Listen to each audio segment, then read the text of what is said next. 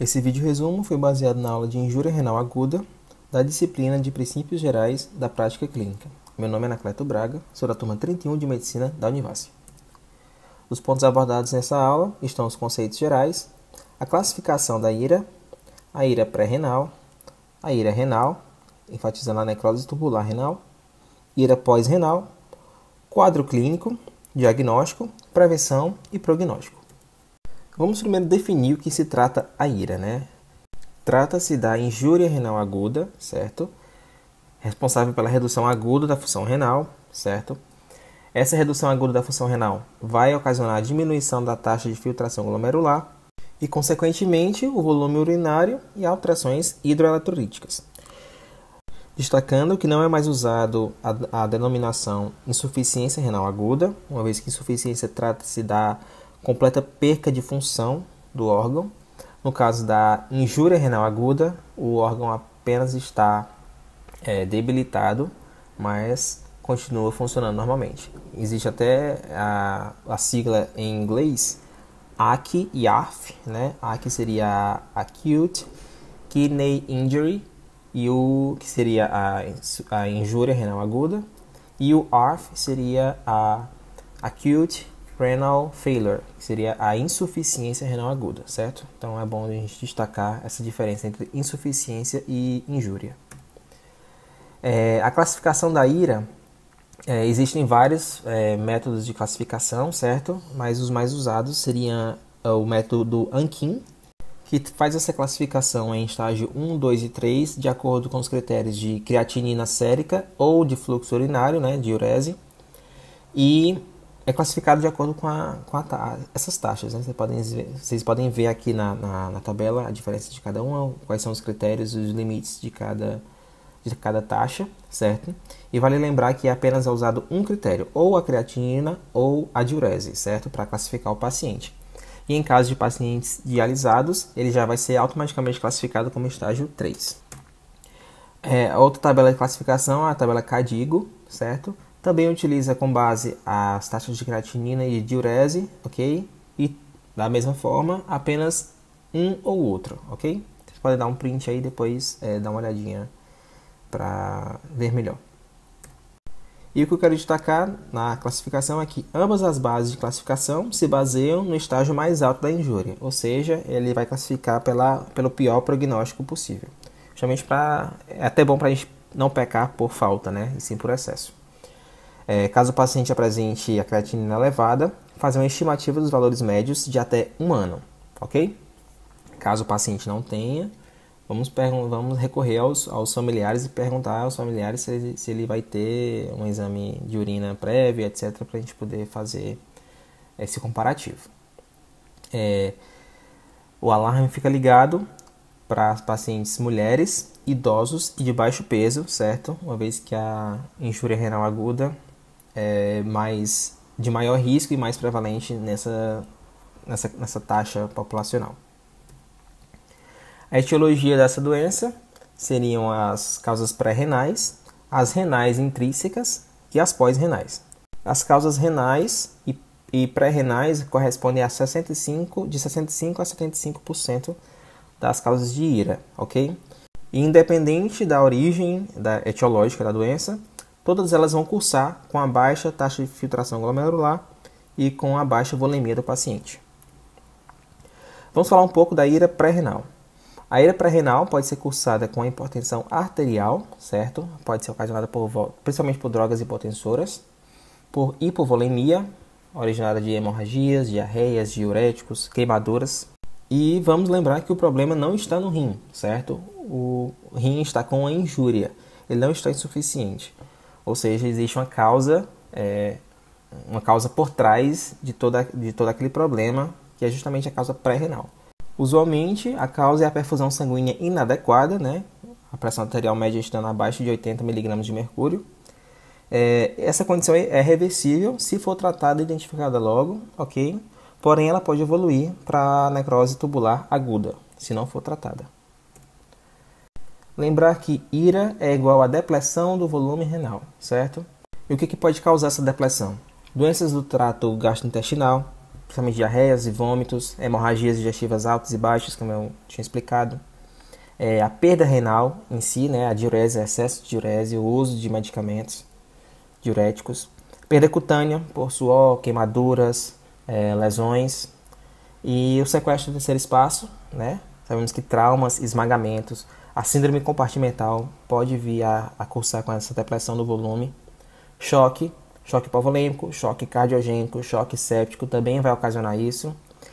Hipotensão, né? A elevação do débito cardíaco e redução da resistência vascular periférica, muito comum na lesão hepática, né? Nos casos de cirrose.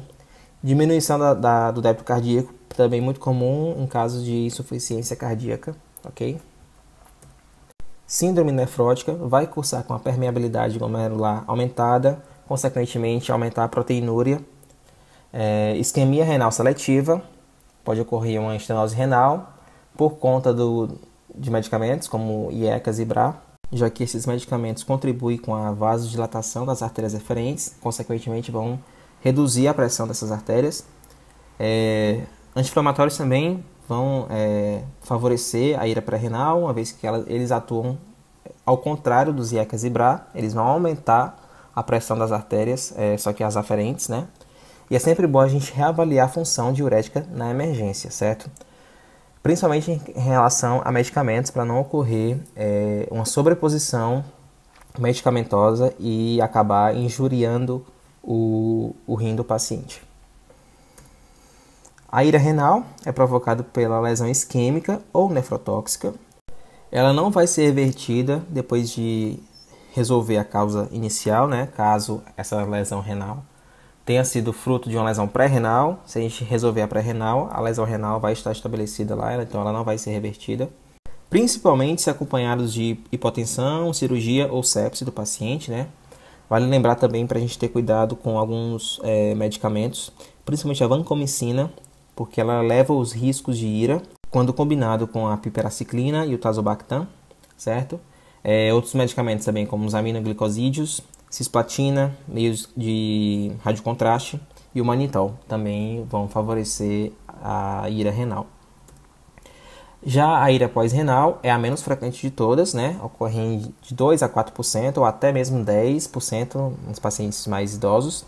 Ela possui uma revertibilidade possível, certo? Só que dependendo do quadro e do diagnóstico rápido do paciente também.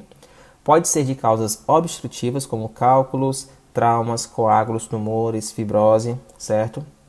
E vamos diagnosticar uma ira pós-renal por essas causas obstrutivas quando a gente encontrar uma dilatação pielocalicecal na ultrassonografia ou se o diâmetro anteroposterior da pelve tiver maior que o diâmetro do rim, certo? O diâmetro anteroposterior do rim também. Pode ser também por causa de iatrogenia intraoperatória, a anúria total, no caso dos pacientes que vão ser submetidos a cirurgias abdominais e, porventura, o cirurgião acaba por dissecar a ureter do paciente, né? Aí vai ocorrer a anúria total do paciente, provavelmente vai cursar com talvez uma peritonite, porque a paciente vai acumular ali urina na região abdominal e é uma causa bem grave, na verdade. Sobre o quadro clínico, devemos nos embasar na história e no exame físico que identifique a diminuição da perfusão tecidual, certo? Para isso, vamos apenas ler o prontuário do paciente. Isso é bem importante a gente se ater de que a história clínica do paciente, né, a anamnese colhida do paciente é importante. E também o histórico de internação para a gente ver a evolução da diurese do paciente. E para isso, talvez a gente até descartar uma causa subjacente de ira, né? Por exemplo, hospitalizações, sepse, iatrogenias intraoperatórias, contrastes, medicações, etc. E para aqueles pacientes internados, a gente deve medir a creatina do paciente diariamente para ser possível identificar o início do processo de injúria, certo? Para assim ser possível o tratamento o mais rápido possível.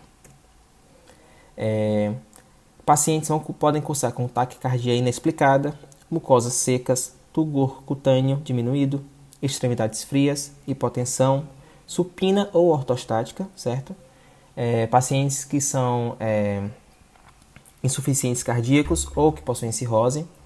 Vão apresentar edema, ascite e outros sinais de disfunção orgânica específica, tá ok? E para avaliar a diurese, temos aqui uma tabela com alguns valores de referência, né? Anúria total, quando o paciente produz de 0 a 20 ml de urina por dia. Anúria até 100, oligúria de 101 a 400, não oligúria de 401 a 1200, poliúria até 4.000 ml de litro e hiperpoliúria acima de 4 litros de urina. Dos exames laboratoriais, vamos utilizá-los para avaliar as taxas de ureia, creatinina e ácido úrico do paciente, certo?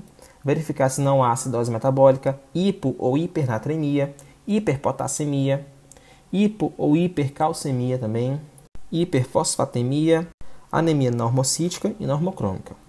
A gente deve evitar os exames de imagem contrastados justamente por os meios de contraste serem nefrotóxicos, certo? Possivelmente nefrotóxicos irritantes para o paciente. E existe essa fórmula para a gente calcular o clearance de creatinina do paciente, certo? Vamos pegar 140, diminuir da idade do paciente, multiplicar pelo peso do paciente e dividir por 72 vezes o valor da creatinina encontrada. Para as mulheres, a gente vai utilizar essa mesma fórmula e multiplicar por 0,85. A biópsia renal também seria outro exame laboratorial útil, porém ela é indicada apenas em casos selecionados, certo? Esses casos incluem as causas desconhecidas para o quadro, evolução atípica e ou prolongada, suspeita de nefrite intersticial, necrose cortical, doença ateroembólica, glomerulonefrites agudas ou rapidamente progressivas e vasculites. E para a prevenção, devemos sempre estabelecer um nível basal da função renal por dosagem de creatinina sérica ou depuração da creatinina, né? Como eu havia explicado, o paciente internado a gente deve medir a creatinina diariamente do paciente. Lembrar que valores de referência de creatinina abaixo de 1,5 mg por decilitro indicam a menor taxa de filtração glomerular, certo? Os pacientes que possuem a creatinina elevada possuem maior possibilidade de lesão renal, certo? Principalmente após procedimentos de risco ou uso de drogas nefrotóxicas. Devemos manter o volume intravascular do paciente expandido, pressão arterial média de acima de 80 mg de mercúrio, ou mais, se o paciente já foi hipertenso, né? Verificar o hematócrito do paciente, mantê-lo sempre acima de 30% e a oxigenação tecidual sempre adequada. Para aqueles pacientes sobre terapia intensiva e que não podem deixar de usar as drogas vasoativas, é muito difícil estimar a adequação do volume intravascular. Nesse caso, a gente vai poder avaliar a pressão venosa central, saturação venosa de oxigênio, utilizar ecocardiograma se for possível, né, se for preciso, e testes dinâmicos de volemia, certo? Para os pacientes comprometidos, usar drogas de acordo com a função renal e não utilizar diuréticos de alça, certo? Em casos de mioglobinuria e hemoglobinuria, o uso de solução salina expansora, bicarbonato de sódio e manitol reduzem a prevalência e a gravidade da lesão renal. O prognóstico desses pacientes, infelizmente 50% deles morrem, a mortalidade é de 50%, e dos sobreviventes a morbidade é elevadíssima. O pior prognóstico para esses pacientes cursam com oligúria, falência de múltiplos órgãos e septicemia. Esse quadro é grave e complexo, reforça ainda mais a necessidade da prevenção da IRA como opção terapêutica mais eficaz, uma vez que o prognóstico do paciente é simplesmente catastrófico. Pessoal, essas são as minhas principais referências. Espero que tenham gostado e tenha ajudado a revisar um pouco para a prova. Se inscreve no canal, deixa o like aí. Valeu, tchau!